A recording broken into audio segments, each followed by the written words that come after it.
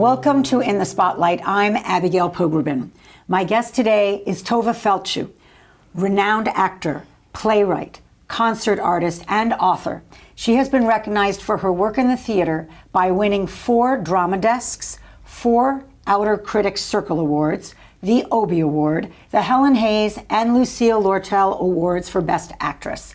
She has brought to the stage such famous personalities as Golda Meir, Dr. Ruth Westheimer, and Supreme Court Justice Ruth Bader Ginsburg. In addition, she has been awarded 3 honorary doctorates of humane letters. Besides the theater, Tovah has appeared in many films and TV series. She is currently starring in the popular TV series that I'm obsessed with called Nobody Wants This. In 2022, her first memoir, Lilyville, Mother, Daughter, and Other Roles I Have Played, was published. Later this month, a wonderful documentary called Tovah is coming out by filmmaker David Serrero, and it will be released. We will announce how to find that. Tovah, in partnership with the Entertainment Fund, founded the Feldshuh Fund for Women's Health, providing early detection and support for ovarian and reproductive cancers within the arts community. Welcome, Tovah. There's so much to say, and there's so much more, but we have to actually speak. I can't just keep reading your bio. It goes on. I'm happy for you to keep reading, Abby.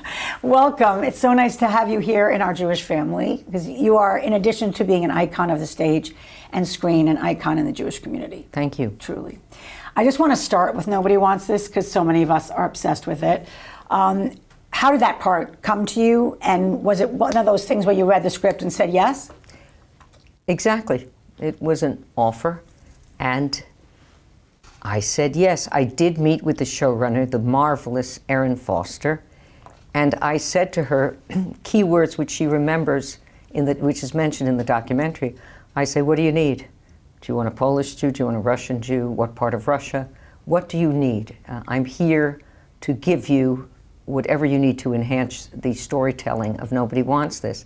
And when you say that, you're saying, like, it's not like a Jewish mother is just a Jewish mother, end of story. There's all of these threads and inheritances and accents and specificity that you bring to every role. Exactly right. Ruth Bader Ginsburg is very different than Dr. Ruth Westheimer, is very different than Yentl, is very different than Irene Gut Updike, who was a Polish Christian rescuer. And my mother judged my parts by how I looked. So she would say, Dolly Levi is a 10. Golda Meir, 0. So everybody is different.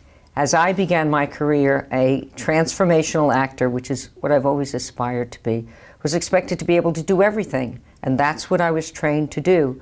Then, with the woke movement and with the expansion of the real estate of casting in my profession, you began to see a moment where forgive me, but a clearly Caucasian, Ashkenazi American was not going to be cast as Donna Flor, as a Brazilian in Saravá, where Patti LuPone in our day may not have gotten the coveted role of Evita. She deserved it. She was brilliant in it. But it was a different time.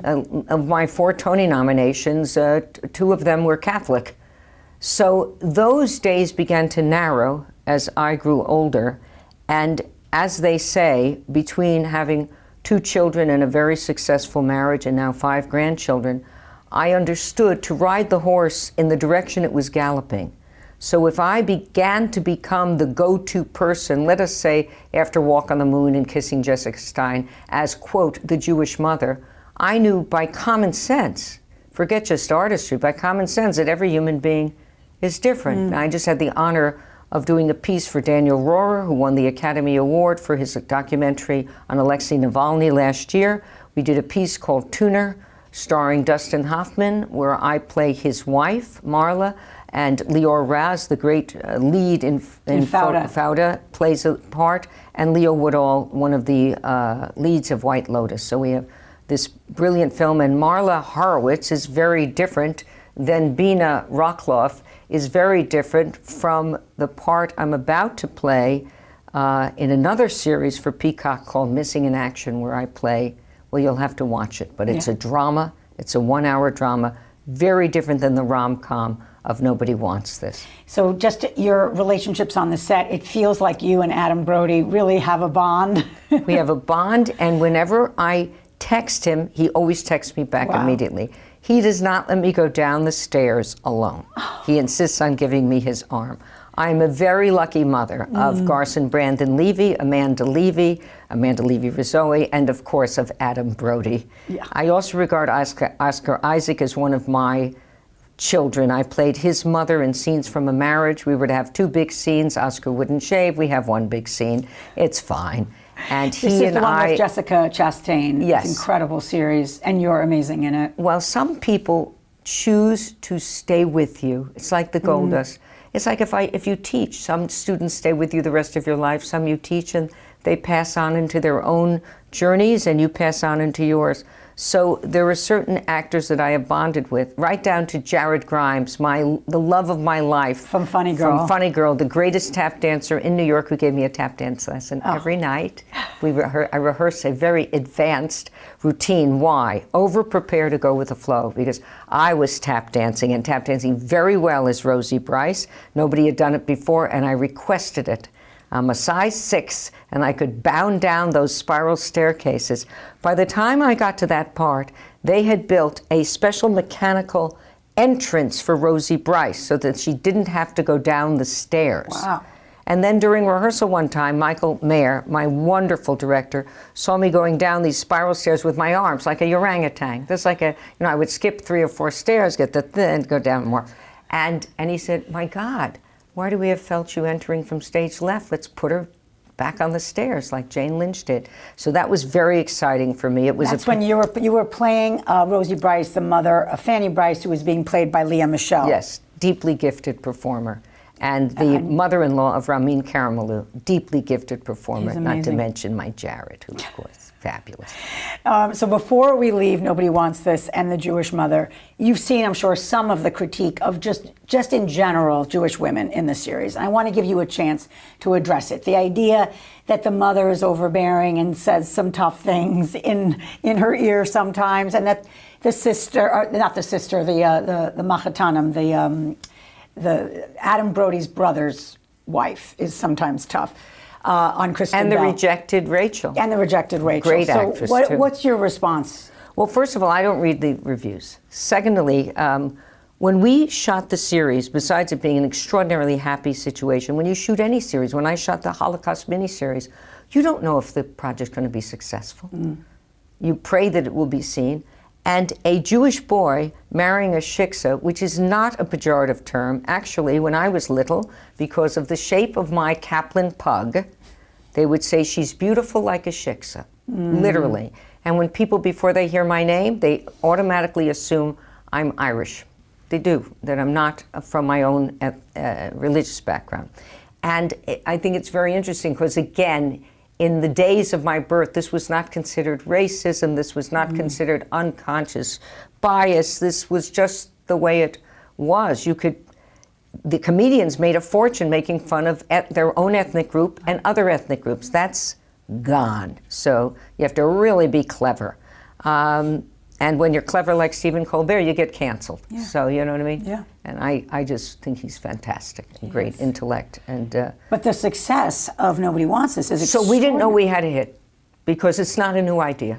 Very often our boys marry out because girls from other ethnic backgrounds, from other religious backgrounds, particularly Christians, and very often, forgive me now, I don't want to be pinned as some kind of, but in my experience, Christian women of Christian background who don't have the privilege of the fear of extinction. When you have the privilege of the fear of extinction and you belong to a Hebrew club that's 5,000 years old, guess what? You want to survive, right? So the age of reason in Judaism is not 5, it's 3. Why? Because you can carry your brain around with you as you're booted out of various countries for not believing in the God that happens to be prevalent in a certain country, i.e. 1492 Spain, the expulsion of the Jews and the Muslims, I might add, because they wanted a kingdom of Christ. And they didn't trust anybody who didn't believe in So you're Christ. saying education was our survival mechanism? Education and this whole thing where people who make fun of us say, oh, the diamonds inside their coats. Well, diamonds were transportable. Right. And before there were man-made diamonds, these were valuable ways of currency as you were exiled. In all events, Bina Rachloff doesn't represent hardlines. She represents old values. And guess what? Values that last, that are a cliche for a reason. On a good marriage, I feel it worked for me. Cellular coincidence, it's a term I coin in my memoir, Lilyville, that Andy's mother, Andrew Harris Levy, my husband's mother, was a classical pianist. Lillian Kaplan Feldshuh was a classical pianist. Maybe cultured Jewish kids coming from immigrant parents took elocution lessons, which my mother did. And to this day, I speak distinctly because my father was a trial lawyer and my mother took elocution lessons. But as she got older, she went back to her old speech pattern. But when she was younger, she was like Father Knows Best, with the pearls and the Ferragamo Cuban heels and the shirtwaist dress. I remember making my mother a cocktail apron with tulle and sequins. Everybody else made their mother aprons for cookies. I made it for the cocktail hour. Anyway. But the cellular coincidence. Right. So I was a classical pianist before I was an actor. So Andy and I, guess what? Were brought up on what? QXR. So we listened to the same music. So when I walk in the house and he's playing Chopin in our apartment on Central Park West. It's like your DNA. It's not just being with Chopin or Bach or Mendelssohn. It's being with our mothers. And that's a great confluence for our marriage. We never disagree on the music we want for a party. We're of the same. So we don't disagree on faith, even though I can hardly say that this whole family are deists. I don't even know if I'm a deist, to be honest. But I love being Jewish. I love it. So as I started to get pinned with this Jewish mother and that Jewish mother, I said, well, Judy Stein is very different than Bobby Kantrowitz. It's very different from Stella Adler, Sarah Bernhardt, Bina Rachloff, Naomi Bunch. Where's the bathroom? Where's the bathroom? I need to use your bathroom. You're talking about a demanding mother? And that was a demanding mother. I just want to say, this is from My Crazy Ex-Girlfriend. Are we allowed to play a clip of that? Of course. It's on YouTube. Of course you Let's just are. quickly play a clip. Where's the bathroom? Where's the bathroom? I need to use the bathroom. Tell me that you have a bathroom in this hovel you call home. I don't know which was bumpier, the plane ride or the taxi. All these freeways are a nightmare. Where's my purse? I need my coat. By the way, you're looking healthy, and by healthy I mean chunky. I don't mean that as an insult. I'm just stating it as fact. I see your eczema is back. Are you using the lotion that I sent you? If you're not gonna use it, I'll return it to the store. God, I give you everything, and still you just want more. Where's the bathroom? Where's the bathroom? You haven't told me where your bathroom is. It's upstairs. Okay, fine, I need the walk. Well, your house is charming, though some florals wouldn't kill you. Do you ever get a maid here? It's so nice to sit and talk. Since when do you have a vendetta against vases? When did you stop wearing makeup? Are you sure that you're not gay? I'd still love you if you were gay. It would explain this vase vendetta. Please just tell me if you're gay. Again, I am not gay. Don't interrupt me. You're always with the talking. I just got off a plane. Give me a moment to catch my breath. It's the least you can do since you lived inside me for 9 months and you still haven't told me where the hell your stupid bathroom is. Again, it's upstairs. All right. Thank you.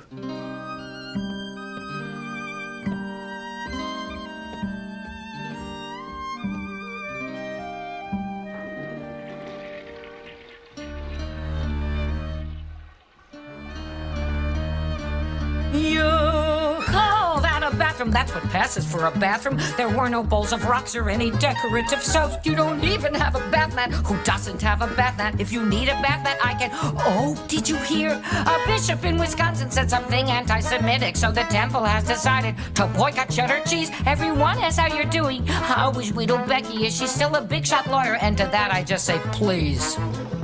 You won't get a husband this way, at least you have your career. Oh wait, you threw out your career to chase this California dream. I wasted all the dough on Harvard and Yale for you to be living in a dump in nowhere, USA. Getting fatter by the minute on this greasy Goya's food. Just put my luggage in my room. Could I get a glass of water? I'll be back in a moment. I need to use the bathroom again. That is just one of the most incredible numbers everywhere. That at any time, that has had to have been very difficult to shoot that. Two takes. Oh, come on. Why 2 takes? Because Rachel Bloom, may she live till 120 and then a few weeks, believes in whom? Believes in the Broadway actor. She went to Tisch. So I was playing out Alfred, the mother. You know, so I realized by the time I was in my 50s, it was after Golda, because I was young with Golda. I began to become the go-to mother. So I said, well, Manishtana Halailaha, this mother from that mother. How is this mother different from the other mothers? And then you go, deep enough into the value system of the human condition to find out where we're all alike, and then what are the idiosyncrasies of the tubular neshama, of this soul of this person. What I love about your discipline, and you talk about it in a lot of interviews, is just the idea that you do all of the work so that you can stop working. That essentially, what is the line? Over-prepare? Over-prepare to go with the flow. So that once you're in it, it's a flow state. It's not like I'm thinking of my motivation here and what's in the way. No. In the sense that if you're talking to me about playing Jewish characters, I have a reservoir since I'm 23 years old. Yentl came when I was very, very young. I got an early break, and I made it onto Broadway. How old were you for Yentl? I was 20.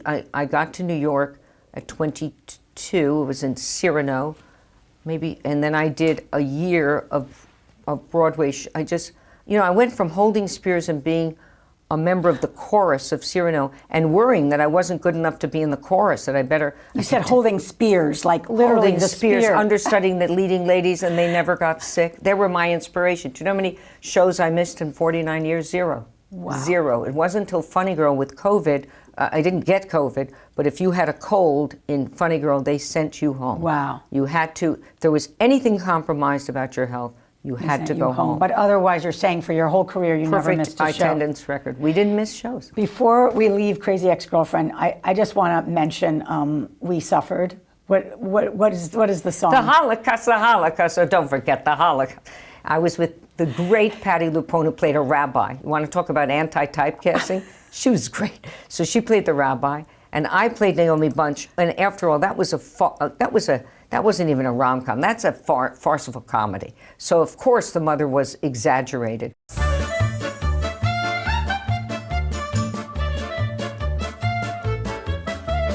Now it's time to celebrate. Grab a drink and fix a plate. But before you feel too great, remember that we suffered. Nights like these are filled with glee. Noshing, dancing, singing, but we sing in a minor key to remember that we suffered. Being happy is selfish. Remember that we suffered. You have no idea what pain is. Remember that we suffered. Hey!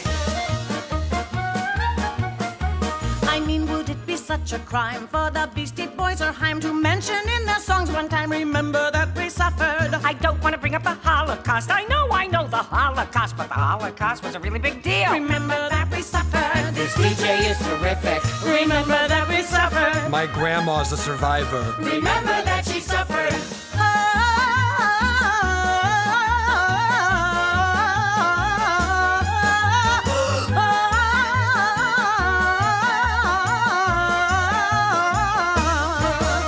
The sweet and the bitter. Remember that we suffered. Streisand and Hitler. Remember that we suffered. Spielberg and Hitler. Remember that we suffered.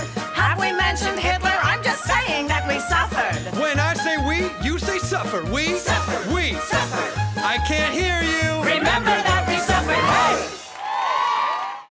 I did one scene. I remember Rachel said, "Do you mind wearing your underpants and your bra?" I said, "What?" And I answered the door in my underpants and brassiere, saying, "Oh, I didn't know your boyfriend was Oriental." No, she says all these inappropriate things. Oh my God. You know, So funny. Which uh, brings me back to you on the trapeze. I know we're jumping around chronologically. Pippin. But you were in Pippin. Oh, I loved it. How did you even know how to be up in the air? And that was life-threatening. I said, wait, just to finish about Nobody Wants. We didn't know we had a hit. We had a hit. They've had 5 nominations for Critics' Choice, 3 nominations for the Golden Globe, I believe 3 Emmy nominations. They haven't won yet, but I've had 6 nominations, 2 Emmys and 4 Tonys. Wow. They're in the circle of nominees, which is also voted upon. And that's what I wrote the team as their mother, as the oldest person on the set. I said, take heart, you're in the inner circle of nominees, and 75 to 80% of the people walk out of there without ever having been at the podium. But you're present, and you're one of the chosen. So back to Pippin. Barry called me and said, Tovah, I think he may still wear hairspray. I think he may Barry, still you wear mean hairspray. Barry Weissler? The great Barry Weissler, who has kept Chicago alive for, I believe, over 25 years. It is by far the longest running Broadway show. I think he's competing with Chorus Line now in terms of length. Amazing. Anyway, he called me and said, Tovah, we're interested in you playing the grandmother in Pippin.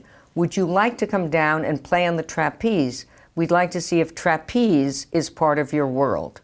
Now, I have to say I've done many things in my life, but trapeze was not fully part of my world, except in the beginning of my life, I had a swing set in my home on an acre of land in Scarsdale, New York, 47 Penn Boulevard, a home that doesn't exist anymore. A mansion has been built on that plot of land.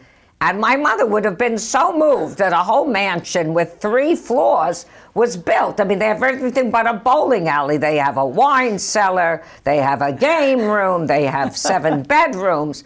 We had a California ranch. That was what was fashionable. Anyway, so I had a swing set, and it had 2 swings, a pedal pusher, you'd go back, and a trapeze. Wow. And I would hang upside down in the summer on my brother's hand-me-down play clothes. They were brown shorts and a brown and yellow T-shirt. I hated those clothes. I always wanted to be a girly girl, but I was a bit of a tomboy. I was my father's kid. I was my father's girl. And then in the winter, in my green snowsuit with matching hat and my boots, and I would put myself upside down and hang upside down on the trapeze. So when I walked in for my audition for Pippin to make sure that trapeze was part of my world, they hoisted me 35 feet in the air, no net, no belt, no insurance, and Barry Weissler was there saying, Tovah, Tovah, Tovah, how do you feel? Are you okay? Okay. You feel safe? Safe? I said, yes. I said, do you? And I did the audition. I rode down on my bike, and I got on my bike to go back, and he came running down 45th Street, because we're at the Music Box Theater, the Irving Berlin Theater, and he said, wait a minute. Here's the script. Oh. And I took the script home in my bike basket. And your mom said? And my mom came to see the show, and if you did what Diane Paulus required of you, that is, you hang a 64-year-old at the time, maybe 65-year-old person upside down on a trapeze, doing a full-out trapeze act, singing a hit tune, oh, it's time to start living, you will stop the show. So the day she came, the matinee, I stopped the show. I got a standing ovation, and I think the wonderful Andrea Martin had started that whole custom because she was so good. But mind you, on days you weren't great, they're not going to stand for you. So it went very, very well, and I said, Mommy, how did I do? And she said, that you should have to make a living like this and on a trapeze yet. And that was my mother, Lily. So let's get to Lily. You've written this wonderful book, I did. Lilyville, which is your world of your mom. It is. I want to start with the hard thing that was for me to process, which is that you didn't hear her say, I love you. I didn't. And when I think of, forget Bina Rucklove, Naomi Bunch was based a lot on Lily. So the idea behind Lily She is the child of a Russian and a British Jew who came to this country in 1901 and never lived on the Lower East Side. I cannot tell you how many times I was told they lived at 17th and 2nd, and the Lower East Side was below 14th. And then my Aunt Rose got pneumonia, and they said, this child will die unless you go to the country, and they moved to the country, which was the Bronx. And my mother was born at 1534 Charlotte Street on a dining room table on April the 18th, 1911, and on her 12th birthday, Yankee Stadium opened. So she saw the whole thing being built. And when we moved to 110 Riverside Drive, where we no longer lived, that was a Babe Ruth building. He lived in that building. In all events, the idea behind a child with Kinderstube, with manners, is to preserve and protect your young. And you didn't spoil the child. So you expected from the child, and she would always say, Tovah, you're my devoted daughter. And I would just, you know, because I really loved my mother and did everything I could to please her. I think much like my children do for me now. And it was very difficult for her to give me a break. And I think it wasn't that I didn't deserve a break, it was from her upbringing, where things were not discussed. And so when I said, you know, do you love me? Or as Fiddler would have said, do you love me? Do I want? So I got the answer that Goldie gives Tevye. Do I love you? Who takes you to your piano lesson? Who takes you to Rita Chasen at the Veterans Administration to do modern dance? Who takes you down to Madame Olga Iser and to Sonia? Who takes you to Hebrew school? Who buys only your underwear at Alexander's but your clothes at Lord & Taylor's and Saks? Who has a dressmaker named Faust in Yonkers to make some of our party dresses custom make? So this was her love language. Her love language of deeds. She was a mitzvah doer. And as she got older, she was so popular. Everybody loved my mother. I couldn't understand it. Why did they love my mother? Because she was a great listener. She was a great listener. And I, of course, my father died on May the 11th, 1996, and my mother would live till June the 23rd, 2014. She was a widow for 18 years. Wow. And there wasn't a minute of those 18 years I did not let her out of my sight. I arranged every party. A psychiatric social worker said to me, you want to keep your mother alive? Two things: make her the center of the family and give her events to look forward to. So when she called, and I would say, do you love me, later in my life, and she would say, of course I love you. Of course. And that's what I'd get. I'd get the of courses. And but you talk about the idea that you let it go. At a certain point, you just didn't hold on. I had to let it go, and I let it go based on the level of my behavior. I decided, she said to me when I was 40, how much longer are you going to blame me? And I said, not another minute. And Daddy would die 7 years later when I was 47. I said at that funeral, it's okay that you died, Dad. It's not okay that I have to live the rest of my life without you. It was a great pain for me, the loss of my father, as you can see. And I made a determination at that time that I would never get murdered by somebody else, by somebody's death again, never. So I devoted myself to my mother and my level of mitzvahs. And I can hold my head up high. She lived a long life, and I gave her every opportunity that I could supply to make her happy. I truly did. And Dad, I got to Dad's body 20 minutes after he passed. His body was still warm, which reminds me when I played Juliet for Jack O'Brien, where she touches Romeo and she goes, you're still warm, you're still warm. In other words, why was he so formative for you? Because he knew death. His father died in a week when he came home with walking pneumonia from Europe, David Feldshuh. He came home on a Monday, he died Shabbat on Saturday, when my father was 16, and there went his dreams of the Ivy League. He went to a local school, which was NYU, and entered in the class of 1926, would graduate in 1930. And his sister, who was in the law school, Sylvia Feldshuh, had her locker next to some beautiful shiksa named Lillian Kaplan. And she said, Sylvia Feldshuh said to Lillian Kaplan, have you seen my brother? And my mother said, who's your brother? And her little brother was Sidney Feldshuh. And that's how she met her mate. And Daddy thought she was some beautiful out of the faith person, and then learned she happened to be Jewish like he, and he went after her. And they became great boyfriends and girlfriends. You know, their relationship established when she turned 17 and he turned 18. And they eloped on January the 28th, 1933, while he was still at Harvard Law School, so that they could sleep together. My mother was a virgin. And then they announced their engagement a year and a half later and married June the 14th, 1935, publicly on the roof of the San Moritz. Wow, I love these details. The details. The are real, details and they are were married everything. for 63 years. And you've talked about your dad in the war. Give So us my a- dad knew death from David Feldshuh. All the grandchildren were named David or Davida. My brilliant brother, Dr. David Feldshuh, is a PhD, MD, and was the head of theater at Cornell, and now is a tenured professor at Cornell, and had Sam Gold as his student, and the head of the Vineyard Theater as his student. He's had great students from Cornell who have made their way in the New York theater scene. And he's also an emergency room doctor.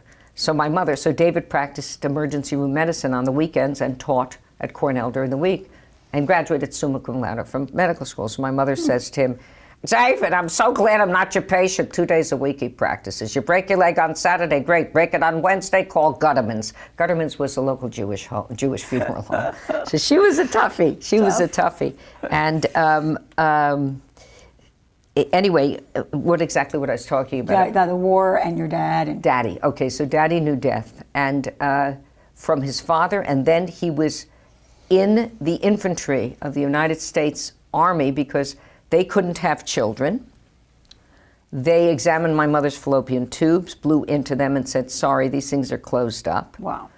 He got drafted at 32 years old. She was 31. They had been married for 10 years, you know, considering the elopement when they were 21, 22.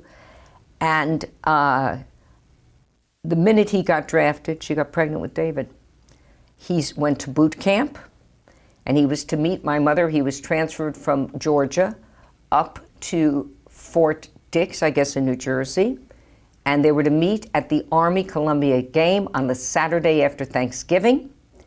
And my mother moved from Park Avenue back in with her parents. She was by this time quite pregnant with David. It was November, the end of November, and she would give birth at the end of January. And she got a call from the American Red Cross, are you Mrs. Sidney Feldshuh? And she said yes. And they said, Private Feldshuh will not be able to attend the game. And that was the last she saw or heard his voice for over 2 years. Wow. He had been shipped out in the middle of the night. Wow. Loose lips sink ships. So he was in the infantry and would have gone to D-Day, and I don't know if he would have survived, but he spoke fluent German and French. And he finally got an intelligence test in Manchester, England, where they were training the United States troop.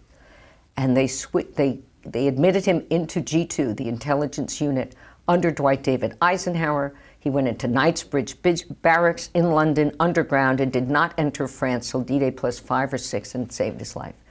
And he was working with the Maquis and working in intelligence until the end of the war, and then General Eisenhower kept his Jewish boys who were lawyers and fluent in German to interrogate the Wehrmacht and the SS. And my father did not get home till 46. Wow. And my brother was already 2. And he came home and he surprised my mother and my brother. My mother screamed. He was by this time an officer, and he left his honor. We was going to be honorably discharged, which he was, but a day or two before they did the formal thing, he snuck out of camp to get to my mother, who he hadn't seen in so long. And he came to the crib, and he said, David, I'm your daddy. And my brother said, you're not my daddy, that's my daddy, and pointed to my father in his officer's cap. And my father was in full uniform, and he put on his officer's cap, and they began their relationship. It's incredible, Tovah. And there's a Judaism or a Jewish tether that runs through the book and you and your life. Can My you parents just were very authentic. It's probably why I've had no plastic surgery. You know, I've got the New York City subway map on my face, And which I it's try to why wear you're with pride, but gorgeous. when the B and the C want to meet the A and the D, all I want to do is go up, down. I'm quite blind, and I know that I'm getting so much work because I think I'm the only person in my profession at my age who can still move her face. Yeah. You know? Yeah. This is what it looks like when you have no surgery. Anyway, my parents loved who they were. My mother used to bang on my chest and say, remember who you are. But my father would say, be proud of being Jewish because they're going to remind you anyway. Wow. And lo and behold, I never thought in my lifetime I would live to see this day on the planet Earth. But I am living to see it. And I know my parents went through it in the 1930s. I know it. And how would you describe this day? Global anti-Semitism. We're a very easy target. We're 15.8 million people worldwide. We still haven't recuperated from the Holocaust when the Germans very efficiently killed 11 million people, 6 million of whom were Jews, just for being Jewish. So we still haven't reached the 18 million person mark. And Hamas, a full-out terrorist organization along with Hezbollah and the Houthis, find us a very convenient target for their belief in God and militarism. I'm sorry, but Mohammed came to our planet in 570 AD. We were already a very well-established monotheistic religion that was over 1,000 years old. And by 1622, he was having visions because he made a really good marriage with a merchant widow and founded this religion having to do with monotheism and circumcision, hoping to recruit us, which we didn't do, and maybe that's part of why the wrath of radical Islam has been targeted at this little teeny people called the Jewish people. And they have conquered 52 countries. They're great at conquering, and the Jewish people are great at surviving. And I think radical Islam is the scourge of the planet Earth. It is the only area of a major religion that has not evolved.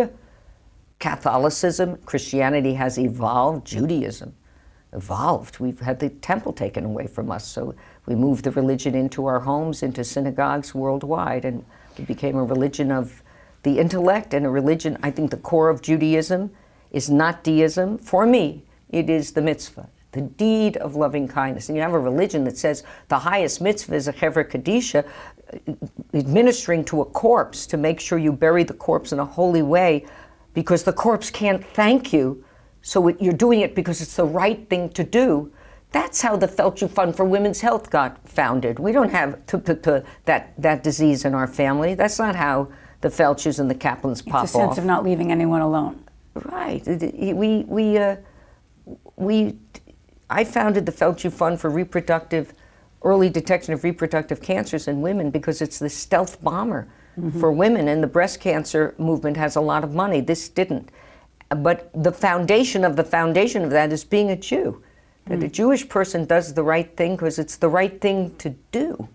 So I want to get back to a little bit of the sense that at least some of us had of the very basic ability to mourn the death of Jewish people who were massacred after October 7th, families who were literally tortured in front of each other and burned alive. There was a resistance to say anything about it. I went with Sheryl Sandberg, with many other women, to the United Nations to have first, the emergency room, the emergency saving body of Israel, the ones who had to face the corpses. Right, Zaka. Zaka, exactly. With witnesses from Zaka and a survivor of this horrendous massacre, pogrom, murder, genocide, and to prove to the women's arms of the UN from various parts in the far east of the far east of the world, that Jewish women were raped and murdered. We had to prove it. Right. And they dragged their feet for months. For months, as did, and also Black Lives Matter, right. Zero. Right. So I will remember that a long time, considering Abraham Joshua Heschel and all Jewish people of conscience, including myself, marched alongside the African-American community of this country. So when you were working, you're obviously at the top of your field. Do you just kind of put aside what I can see and what I think I share is a certain awakening to who the allies are, who you're walking with? There was a sort of a sense of abandonment. And I just wonder how you reconcile it with your colleagues that you're working with. I don't reconcile it with my colleagues.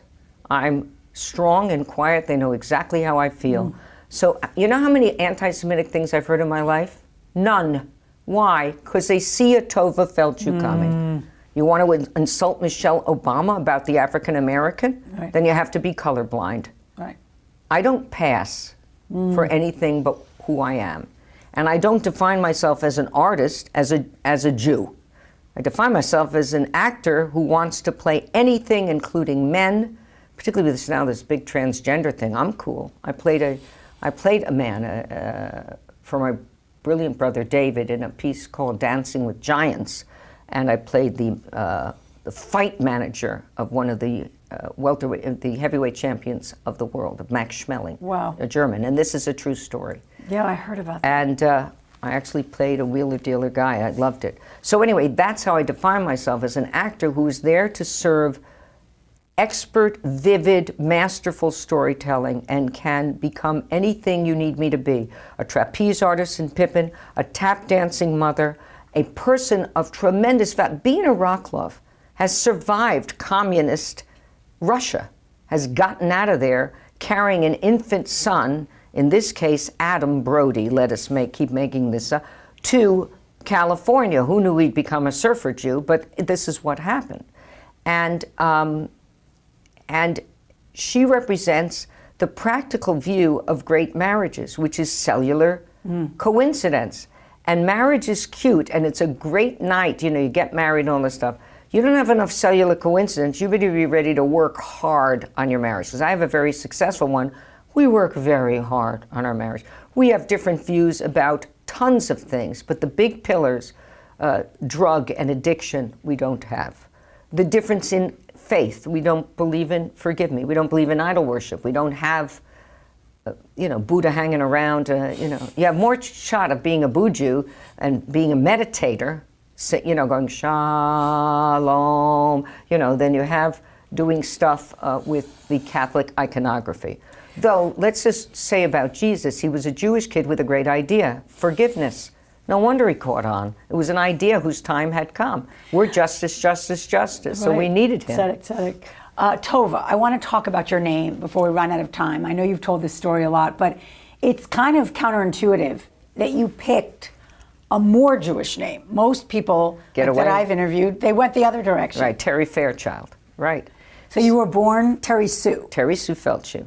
I was, named after my great aunt Tilly, who died of cancer, and my great-grandmother Sarah Abrahams from Britain, British, who lived a very long life and was the mother of Ada Tobias Kaplan, my grandmother, who came from Britain, to the United States with Gershon Kaplan, who came from Russia and the Pale.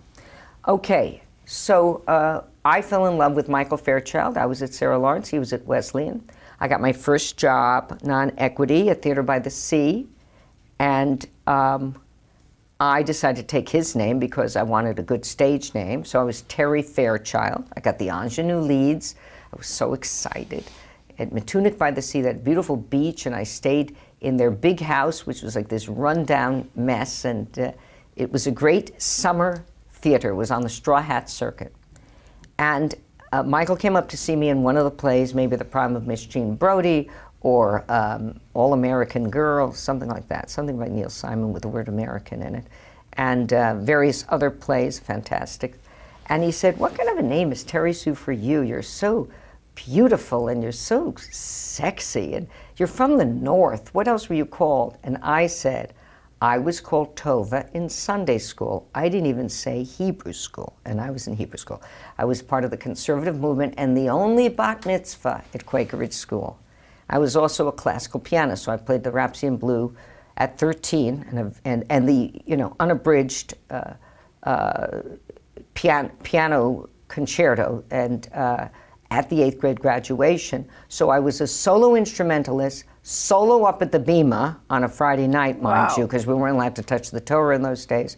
And I learned to stand on my own 2 feet very early in my life. And my father was a litigator, but in those years you had boutiques, you had small firms. You didn't have big firms. You weren't like, Andy was a big partner in Gibson, Dunn and Crutcher, and then at DLA Piper, the largest global law firm in the world, my husband. So that was it was a different time, and he was very good at it. So he had a fabulous career. So back to this, I was called Tovah, and Michael Fairchild, making a meal out of that word, said, Tovah.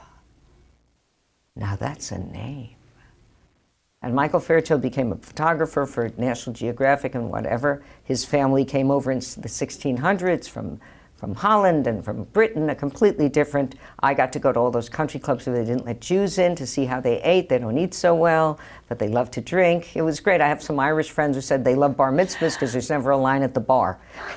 So much for all these ethnic jokes, which are probably inappropriate, but they were said to me. And I love everybody.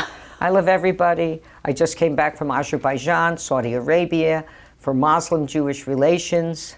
I seek the moderate Muslim in every area and corner of my life. I finally got to a thing with peace, one hug at a time. You know, I don't want to kill anybody and I don't want to be killed by anybody. But anyway, I took on the name Tovah because it was so grown up and didn't think to change the name Feldshuh. And then I got to Minneapolis, and Tovah is a Danish name. So they thought I was local. Tovah Feldshuh, Hida, Hida, Huda, Hida, Hida. And it wasn't until I got to New York that the state of Israel fell on my head. And I got, when I went from the chorus, 14 lines in a red dress of Cyrano with Chris Plummer, Understand the Leading Ladies, because I was a size 7 and they were a size 7. In those years, you didn't have your own costume. You had to fit into their costume. You were their understudy. Anyway, when I started to get roles, I started to audition for stuff, and I got Brainchild and Brainchild by Michelle Legrand and Hal David. It never got out of Philadelphia. And then I got Dreyfus in rehearsal to play Miriam Poladnik, a Polish actress who plays Lucy Dreyfus in a play within a play by Jean-Claude Grunberg, 1974. And Garson Kanin was directing. Wow. David Merrick was a patron of my work at a very young age. He wanted me to do Baker's Wife and Go on the Road, or wanted me to understudy in Mac and Mabel. And I'd been an understudy for 2 years. I said, I love you, Mr. Merrick, but I'm never going to understudy again. I never have. Wow. And Garson Kanin said, Miriam Poladnik, Tovah Feldshuh, with a name like that, she's got to be right. And he just gave me the part. Wow. I came in for an interview, and he just handed it to me. And I made my dramatic debut in a supporting role with Ruth Gordon and Sam Cohn in Dreyfus in Rehearsal in 1974. And at that theater, a script was delivered called Yentl the Yeshiva Boy by Isaac Bashevis Singer, adapted by Leah Napoleon. I want to pause there. Yeah. Because I know we want to get to the documentary before we end. But oh, God, we had to do that. I remember your Yentl. I just really. And I think it is the standard in so many ways. But it's also the convergence of, I would say, the Jewish Tovah and the feminist, courageous, no apologies Tovah. Yeah. And I just, when you were doing that part, did you have a sense it was going to be iconic? Were you just approaching it as any other role? I just felt there was one role in my life I thought I'd be good doing, that I would do very well. The only role in my career, and that was Peter Pan, because I was so much my father's girl. So it was a boy girl, it was playing a boy. So when I played Yentl in disguise, I felt a great sense of mastery, since it was my role as a young child hanging upside down in a trapeze. Also, I had a father that bought a horse, a blue ribbon winner, and said, how often can a little girl tell a big animal what to do? So he trained me on that horse, a 5-gated gelding out of Kentucky, and didn't teach me to jump till I was 21, which saved my life. Because by the time I was 21, I was frightened and would jump 2 feet, 3 feet, and I stopped jumping. I didn't do hunter's seat. And then you have the Christopher Reeve situation, which was so heartbreaking. So it was a boy girl and somebody who was not afraid. She was afraid to be who she was, because as a woman she had no rights, or didn't have rights to say Kaddish for her father. Yeah. But I was so attached to my father and my father's history with having to say Kaddish for his father at an untimely time. So in the show, I was still, again, so attached to my father. Wouldn't die till 1996. This was 1974, 5 and 6, 20 years before. And I would say Kaddish every night as if it were my father. And they wrote about that scene. That scene used to rock the theater, the O'Neill Theater where Book of Mormon is now. So I didn't know we had a hit. I just knew to stay in the tunnel. And it transferred from the Brooklyn Academy of Music to Broadway, and at the same time I had been offered Where's Charlie opposite Raul Julia for $500 a week at the Circle in the Square, so I could have gone from Broadway to Broadway, right from Dreyfus and then doing Rodgers and Hart for Mr. Rogers, who was alive, right to Broadway again with Where's Charlie. And my agent, Marge Fields, my commercial agent, said, listen to me, you're being offered a title role in Brooklyn. It's in Brooklyn, but we don't know what will happen to it. And you're the kingpin. And Where's Charlie? Charlie's the kingpin. You're just the female lead. I said, yeah, once in love with Amy, always in love with Amy. Oh, it was British, it was blah, blah, blah, blah. And she said, I would take a chance on a new play by a new playwright who would then win the Nobel Prize, for this story. And Leon Applin, bless her, the adapter, of course, did a great job. So that went from Brooklyn to the O'Neill Theater, and it changed my whole life.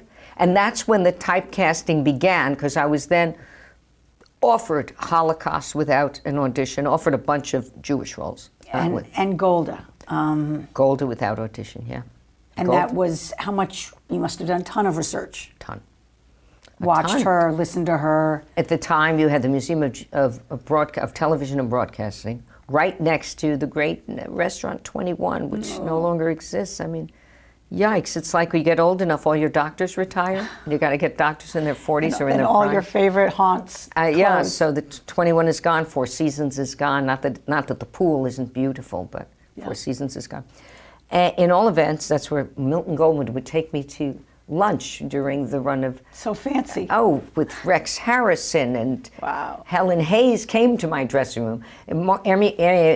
Mary Martin gave me a book on embroidery. Topol came to my dressing room. Mayor Beam came to my dressing room. And then for Golda, that was Yentl Golda, Mike Wallace, Skitch Henderson, Barbara Walters, all the great journalists, all the great Edward R. Murrow journalists trained who actually wrote their own scripts, their own news, came back to visit a play about Golda.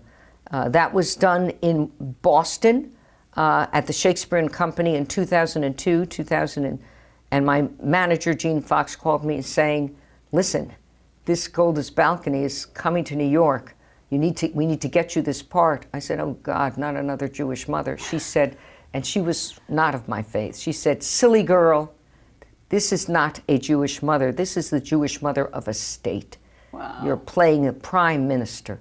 If you are lucky enough to get this, don't you dare pass it off. And they gave it to me immediately. Amazing. Did you like Golda? I loved her. And I think, considering the 73 war and what happened on October 7th, which was the 73 war on steroids, we have the same tragedy 50 years later. I would actually love to bring Golda's Balcony back to New York. Great idea. We have to get a courageous producer to produce it and make sure that we have security. Yeah. So finally, this wonderful documentary. It's called Tovah. And what are your hopes for it? And we're going to play a clip, but before we do, just how did that come to be? I get a call from this charming French guy. Tovah, I want to make a documentary of you. I think what you've done with your life and with your work ça c'est formidable, c'est magnifique. Je veux faire cette film. So I said, are you talking to me? You want to make a documentary about me? I said, okay, I'm fine with that. I'm in my 70s, I'm good. And this wonderful man who did a piece on Eli Tahari and other well-known international figures has done a documentary on my life, my values, my roles, and he interviewed people, and the people who participated are Dustin Hoffman, Kristen Bell, Adam Brody, Katie Couric, Oscar Isaac, incredible. What he does when he talks to me, he calls me Ima. Oh. Oscar Isaac, Stephen Schwartz, come on. Right, the Wicked composer. All right, Wicked, and it's amazing. Daryl Roth, Sharon Bialy, who cast me in The Walking Dead, where she said, Tovah Feldshuh's auditioning, we might as well go home. Yeah. I'll never forget that sentence as long as I live. It's fantastic. Who are you? Tovah. Tovah Feldshuh. A real firecracker. I certainly am an actress. She's a better Jewish mother than I am a Jewish son, I think. You know? Tovah made such an impression in the Broadway community. She's an actor in every sense of the word. She's a force. Versatility. How could I say no to Tovah? She's the greatest Jewish actress. Dives into whatever she's doing. She's on the biggest show on Netflix right now. Okay, babe. You have the right hand. See if I can pull this one off. She comes in and wants to talk about the scene, but not too much, but just wants to make sure she knows it. The roles she chooses to play Need a point of view. they just feel like extensions of Tovah. That's being an actor. She has more energy level and is tougher than just about any 20-year-old I know. The actor wants to know everything about a character so the character can know nothing. Theater royalty is extremely personable. Epitome of the Jewish mother. She always says there's no understudy for her mother, and it's true. All about specificity, which is why Tovah was so great. Tovah came to my mind immediately An actor who's an artist. and responded immediately. We cast Tovah in The Walking Dead. That's my partner in crime. Broadway force. America's foremost tragedian. When she was Rachel's mother and I played the rabbi. Because the camera can see right through bullshit. I'm still working. Tovah Feldshuh's auditioning. We might as well just go home. She always performs without a net, if you know what I mean. Gotta give life your best shot. I don't even know what that means. To date boys. It's good. Very funny. Talent and turn it into a career. Acting is a lot cheaper than therapy. I had the good fortune to climb Mount Kilimanjaro with her. So far, nobody's caught us. There are certain artists in the world who just go by one name. You actually have to touch your nose. What are you doing down there? I'm glad you're doing this for her. Call your movie Tovah. Give me a break. I'm in my 70s. So he did this documentary. He's a fabulous editor. He even met me in Paris. We were in Paris. He got himself to Paris. And it is making 2 premieres, one in Boca Raton on January 26th in the sold-out Boca Raton Jewish Film Festival. And then, to my great honor, I am so honored, the Stryker Center at Temple Emmanuel. Gotti Levy and Ari Weitz, God bless you. We will be there February 25th. Everybody Wednesday. go. Everybody go, and there's a Q&A with Jessica Shaw afterwards. Oh, good. And the last time I saw her, she was interviewing Cynthia Erivo and Stephen Schwartz for Wicked Part 2. I mean, come on. No, it's going to be a great event. And there's a website, yes, there must be. Yes, it is. And we'll it's put that up. strikercentered.org/Tovah, something I'm like sure that. that Tovah Film has a website. Don't you think? He's probably got one. We'll check on that. I would hope so, but if you just go to Stryker Center, you can't miss it. And also just Google David Serraro, S-C-R-E-R-O. And he's marvelous. And I'm very excited, and it's a film that I hope will be not only a legacy for my children and grandchildren after I leave my body when I'm 104. My mother lived to over 103. I plan to outlast her, and I hope my children do for me what I tried to do for my mom or what I did. It's a lesson in not giving up and in trying to live your life at the standard that you hope for yourself as a mensch, as a fully developed human being. Well, so I've tried to do. That's you can't say it enough about yourself, so we can say it for you. You are the mensch of mensches, and not just an exemplar in terms of a performer, but as really, I think, our Jewish heart in so many ways, and guide and compass. You give me courage that I sometimes lack. So thank you, Tovah Feldshuh. My pleasure. I'm Abigail Pogrebin for In the Spotlight. Thank you for joining us, and I look forward to seeing you next time.